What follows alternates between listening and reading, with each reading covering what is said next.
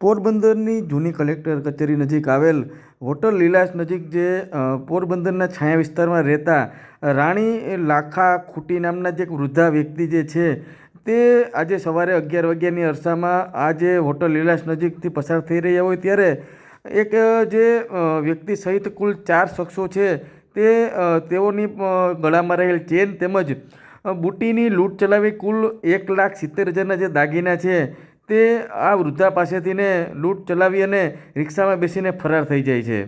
આ ઘટનાની જાણ થતાં જ પોરબંદરનો જે કમલાબાગ પોલીસ છે તે સ્ટાફ જે સીસીટીવી સહિતના મદદ લઈ જે આરોપીઓ છે તે આરોપીને ઝડપી પાડવા માટે અલગ અલગ ટીમ બનાવી અને કાર્યવાહી હાથ ધરે છે.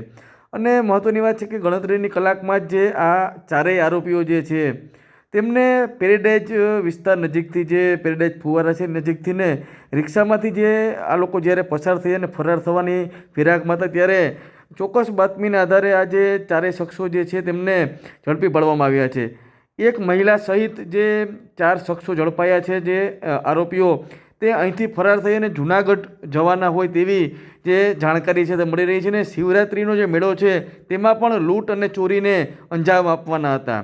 મહત્ત્વની વાત છે કે જે આ ચારેય આરોપીઓ જે છે તેમના વિરુદ્ધ અમદાવાદ, મહેસાણા સહિતના જે જિલ્લાઓમાં જે ચોરી અને લૂંટના જે ગુનાઓ છે તે અનેક ગુનાઓ જે નોંધાયા છે. રૂપિયા 2 લાખથી વધુના મુદ્દામાલ સાથે જે કમલાબાગ પોલીસે આ ચારેય આરોપીઓને ઝડપી પાડ્યા છે. મહત્ત્વની વાત છે કે આ જે ચારેય આરોપીઓ છે તે એક પ્રકારની કહી શકાય કે રાજ્યવ્યાપી ગેંગ છે અને જે અનેક જે જિલ્લાઓમાં તે અવારનવાર ચોરી અને લૂંટફાટના ગુનાઓને અંજામ આપતા હતા. ત્યારે હાલ તો આ ચારેય શખ્સો છે તેની ધરપકડ કરી અને કમલાબાગ પોલીસે તેમના વિરુદ્ધ ફરિયાદ નોંધી અને કાયદેસરની જે કાર્યવાહી છે તે હાથ ધરી છે. અને આ આરોપીઓએ અમદાવાદ, મહેસાણા સહિત પોરબંદરમાં આ લૂંટ સિવાય અન્ય કોઈ લૂંટ ચોરીને અંજામ આપ્યો છે કે કેમ તે સહિતની દિશાઓમાં જે તપાસ છે તે તપાસ પોલીસ દ્વારા કરવામાં આવશે.